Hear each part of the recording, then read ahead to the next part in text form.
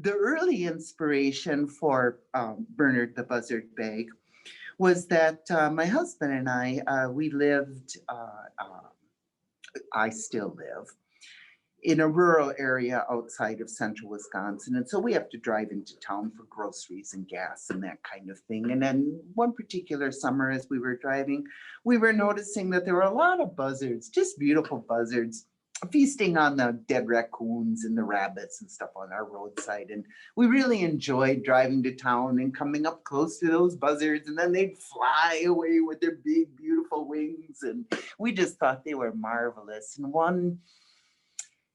one September day, we were driving into town, and the buzzard didn't get up and fly away. And we thought, oh dear, something must be wrong. We pulled over, and that poor buzzard, he just stayed on the ground. And so my husband got out of the car and he moved that poor buzzard off the side of the road into the cooler grasses, and we thought he was going to die.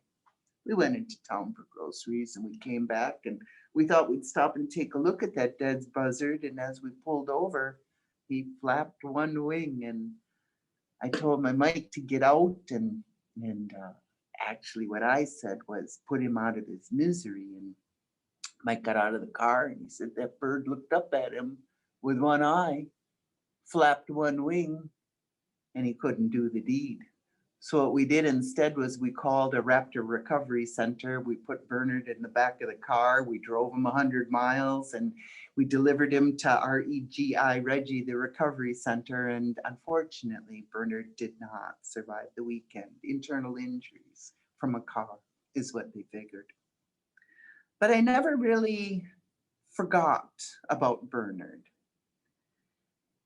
One day, about 5 seasons later, the husband and I were taking a walk around our 40-acre property, and it was a beautiful September afternoon, just bright and blue and just gorgeous.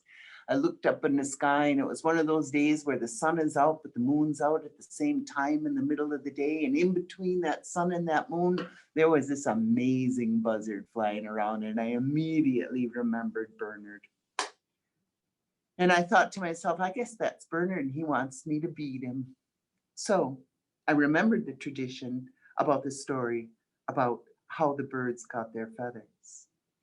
And that story features the buzzard and his particular responsibility and his particular role, and the help that he gets from deer in accomplishing his mission to ask if the birds might have clothing. In that story, Bernard, he flies up, and he flies up so high in the sky that he gets so close to the sun that it burns his head. And they say that that story is true because look at Buzzard. His head is still red today from being burned by that sun. So I put that sun on that bag. I gave Bernard that red head. I decorated this bag with those toes of that deer, which were a gift from a friend of mine, Julia Marden, and her man, Chris. They sent those to me from the East Coast because in the story, deer gives up his life so that Bernard the Buzzard does not have to take time to hunt, and he can concentrate on his responsibilities to the bird community. So we put those deer toes on there to make those tassels. I used gold in here for the sun for a couple of reasons, because typically Native people don't spend a lot of time worrying about gold. But in this particular case, those were a gift from Samuel Thomas. He and his mom had done some important work on power of place and strength of being, and they had visited power places around the world. And among those places, they visited the pyramids. And although, as I've said, Native people often don't work in gold, the Egyptians sure do.